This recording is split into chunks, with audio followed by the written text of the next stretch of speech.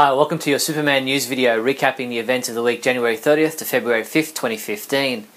Our top news stories this week included Superman's new costume and new power revealed. We find out who Supergirl's first TV villain will be. And we conducted our own interview with J. Michael Straczynski about Superman Earth 1 Volume 3. Let's check out these stories and more in this week's Speeding Bulletin. In movie news, Warner Bros. Home Entertainment invited Los Angeles fans to get an early look at its latest animated adventure, LEGO DC Comics Superheroes Justice League vs. Bizarro League, with a family-friendly event being held this Saturday afternoon, February 7th. Filmmakers and members of the voice cast will attend the event for red carpet media interviews, a post-screening panel discussion, and plenty of interactive fun with the fans and families in attendance. The screening will commence at 2 p.m. at the Paley Centre for Media. If there are any free tickets still available, you should head to our website now for instructions on how to request them. Warner Bros. Home Entertainment also released a few new images and video clips from LEGO DC Comics Superheroes Justice League vs. Bizarro League. The one you're watching now features the formation of the Bizarro League. Head to our website for more images and videos. You may recall that back in December 2013, an image from Henry Cavill's screen test for the never-made Superman flyby film was posted online. I don't know how it skipped by unnoticed at the time, but back in the same month, ThinkMcFlyThink.com also posted a photo of Brandon Routh's screen test wearing the same costume. These screen tests were conducted during the pre-production casting phase of the never-made Superman flyby movie back in 2004. In TV news, according to TVline.com, the first villain Kara will come up against in the upcoming Supergirl TV series is an obscure Wonder Woman villain known as Lumberjack. This big burly monster of a man who it's said has battled Kara's cousin Superman in the past will show up to ascertain her level of power on behalf of an unseen superior. In comic book news, originally solicited for release on January 28th, Superman number 38 was advertised as bringing in the new year with a new costume, new powers, and new friends and enemies for the Man of Steel. BleedingCool.com posted a first look at the new costume, as designed and drawn by John Romita Jr. The costume change doesn't appear to be as drastic as first thought, with no fingerless gloves as the first image seemed to indicate. The collar is still high on the neck, the cape attaches over Superman's shoulders into the region at the top of his pectoral muscles, while the belt, which still appears to be all red, has an oval buckle and dips slightly at the stomach. The red boots are now more like what many people regard as a classic look for Superman. Overall, the costume appears to be more fabric in appearance than the previous armoured look with less seams. Writer Geoff Johns spoke with USA Today to discuss what the comic book issue holds for Superman and how the new power comes about. He said it's something that is going to be very unstable and something that Superman's going to have to deal with for quite a while. In an all-new DC All Access video, Geoff Johns also spoke about Superman's deadly new power. Yeah, he hasn't had a new power in a long time. And this one's really organic. It comes out naturally in this confrontation with Ulysses. It's very destructive. It's called a super flare, which kind of sounds like a wrestling move, you know? But what happens is that when Ulysses is confronting him and he's pouring on his heat vision, Ulysses has the ability to absorb energy. And Superman's been having trouble around him with his heat vision over the course of the story. And as he's really cutting loose, he detonates and he expels all the solar energy in his body. And so he creates a solar flare. DC Comics released a graphic charting the introduction of Superman's powers over the decades. The graphic highlights all of Superman's iconic powers and when he first used them, not listed as some of the more bizarre powers he's had over the years, like super ventriloquism, super hypnosis, and the ability to shoot foot-high versions of himself out of his hands. Superman number 38 was released on Wednesday, February 4th.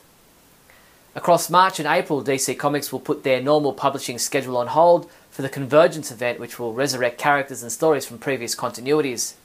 Newsarama.com caught up with Dan Jurgens to get further details on Convergence Superman and find out if there's any future for the pre-New 52 Superman and Lois Lane. He said Clark and Lois are still married, of course. They're actually in Gotham City along with Jimmy Olsen, as they were there for News Writers Convention. Let's just say they've been more or less trapped there with some unfortunate realities imposed on them. J. Michael Straczynski participated in an exclusive interview with the Superman homepage to discuss the third volume in the Superman Earth 1 graphic novel series. He told us the story is in part about Clark growing into his role as Superman and on his own in Metropolis as Clark, so now 3 books in he's had a fair amount of time as both of these things, and yeah, there's a bit of confidence boost there. Visit the Superman homepage now to check out this exclusive interview in full. There was just one comic book for us to review this week, and that was Superman Earth 1 Volume 3, which was reviewed by T.A. Hewitt, James Lance and Keith Summerer, with scores from all three reviewers being 3 out of 5, 5 out of 5 and another 5 out of 5. Superman comics available this week from February 4th include Injustice Year 3 Chapter 19 digital comic has been available since February 3rd. Action Comics number 39, which is available in a Harley Quinn variant cover and a Juan Jose Rip variant cover. Earth 2 number 31. Earth 2 World's End number 18. Injustice Gods Among Us Year 3 number 8 print edition. New 52 Future's End number 40. Superman number 38, which is available in a variant flash cover, a digital combo pack, a Lee Moda variant cover, and the new Power variant cover. Infinite Crisis Chapter 35 digital comic will be available February 8th. Superman Earth 1 Volume 3 graphic novel. Amy Comic Girls Volume 3 Earth in Crisis trade paperback. Superman Volume 5 Under Fire hardcover. And Superman Volume 4 Psy-War trade paperback. Whether you play your own tunes, listen to music, or let Mother Nature make the sounds for you, why not make Superman part of the soundtrack of your life? Get this just-released Superman wind chime for just $19.95. Or how about this Superman portable speaker for only $5.99? These and other great musical Superman items are available from your one-stop Superman shop, the Superman homepage online store at supermanhomepage.com/shop. In other news, Jason Inman, the new co-host for the DC Comics DC All Access videos, posted a short 6-minute video on 7 Lois Lane facts you don't know, although as Superman fans, most of you probably know all, if not most, of these points. And our congratulations go out to Jason, who is a big Superman fan, for winning the DC All Access gig. The Leicester Square Theatre will present their stage production of the 1966 Broadway musical It's a Bird, It's a Plane, It's Superman from February 10th to 21st. Following a successful sell-out production of the UK premiere of It's a Bird, It's a Plane, It's Superman at Ye Old Rose and Crown Theatre, this high-flying musical comedy transfers to the Leicester Square Theatre for a limited run of just 10 performances. Visit ticketsolve.com to get tickets. A rare 1940 toy Superman ring, known as the Superman of America ring, has fetched $10,000 in an auction on eBay. There were only 1,600 of these rings made in 1940, given out to members of the Superman of America Club as prizes. Today only about 20 are known to exist. Kotobukiya has announced that they'll be bringing out a series of DC Comics Superpowers collection action figures inspired by the classic 1980s toy line. While Biff Bang Pow and Warner Brothers Consumer Products, on behalf of DC Entertainment, have partnered to produce all new and unique DC Comics collectible products. This exciting lineup includes nesting and Kokeshi-style wooden dolls, Jack-in-the-Boxes, and tin wind-up figures based on the ever-popular superheroes and supervillains of the DC Comics universe. We'll keep you posted as we learn more about both lines of toys. Fisher-Price released official images of the new Imaginext DC Super Friends Hall of Doom playset. Kids can turn Lex Luthor on the disc at the entrance to raise and lower the elevator. Turning Lex on the top disc transforms the entire Hall of Doom, the eyes open and light up, the hidden cannon is revealed, and the cage drops all at once. The Imaginext DC Super Friends Hall of Doom playset is available for $29.99 from our online store. Also available is the new Imaginext Captain Cold and Ice Cannon action figure, while the Solomon Grundy action figure and the Riddler Hot Rod are set to be released in the coming weeks. The Superman homepage Super Trivia Quiz has been updated for another month. The 3 questions we're asking you this time around are: in the pre-crisis era of comic books, what TV network did Clark Kent once work as an evening news anchor for? In the New 52 era of comic books, what is the name of the blog site that Cat Grant and Clark Kent made famous? And in Superman the Animated Series, Leslie Willis, aka Livewire, was a popular shock jock for which radio station? If you think you know the answer to all 3 questions, come by the site now to submit your entry. That's all the news there was for the week January 30th to February 5th. I'm Steve Younis from SupermanHomepage.com. Great Scott! Great Scott! Great Scott!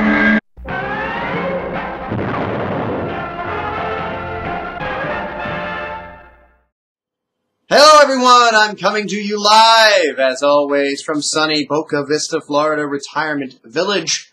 Festivus, happiness to us all. This week we found out that Superman has developed a new power in the pages of Superman number 38.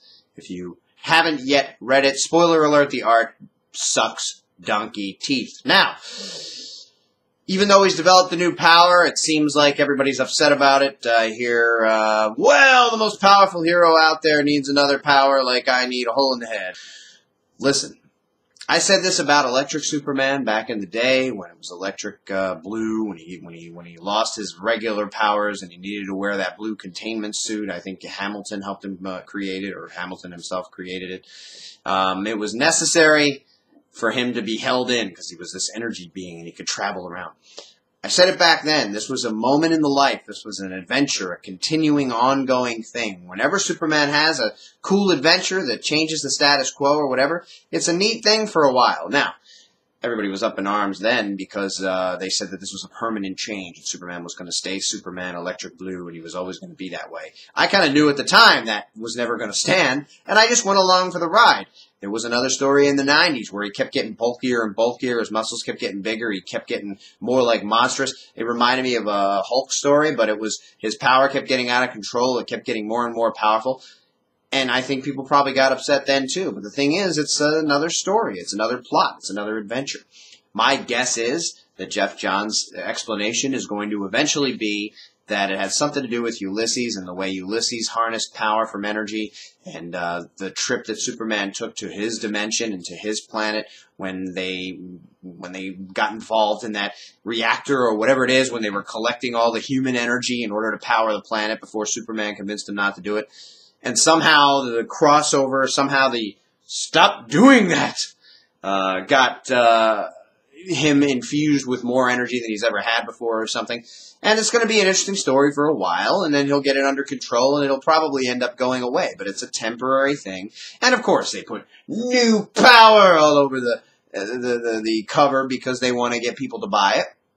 Anything that they do in comics or movies or television a lot of times with guest stars or new powers or new costumes is a money grab. It's a business. They're trying to make money. That's what they do. That's what they're out there for. You know, I just heard a commercial on the way home on the car. It was the coolest thing ever. It was a commercial for a comic book on radio. I don't think I've ever heard that as long as I've been alive, and it's been a decent amount of time. It was for the Marvel crossover, Guardians and X-Men going into the space to stop something that's happening. Anyway, I guess they're trying that because everyone's so hot on Guardians of the Galaxy, and X-Men's always been pretty hot, but a cool comic book commercial is neat. So, again, something like that. They're trying to get new readers, or they're trying to get regular readers to make sure they pick it up. Same thing here, and I actually kind of like this cover. If it was drawn by Junior. That's heavy words coming from me because, again, the art is not very good inside the book. But as far as this new costume everybody's been talking about, there really aren't that many changes, and we can't even tell yet, based on the art inside 38, if they're actually going to be there. You know, they changed them. There was a little yellow on the belt. There was a little more color to the costume. But inside the pages, it's still red. I guess there's an oval to the belt now. The hands are not these gloves that people were initially talking about, but they just seem to be long sleeves that are way too long. Superman's body always looks out of proportion when Junior is drawing it, and it's just not that good. But I'm kind of interested to see where this new power goes. I'm interested to see where it came from. I'm interested to see it go away. I'm interested to see Superman deal with it. It's all part of the story. It's all part of the process. It's all part of the never-ending battle and the never-ending adventure. So enjoy it as it's here. Read the book if you haven't. Thanks, everybody, for watching. And remember, always look up in the sky. I would have sat down, I would have started recording, and that thing would have been on there, and it would have been ruined. Ruined. It's all part of the story.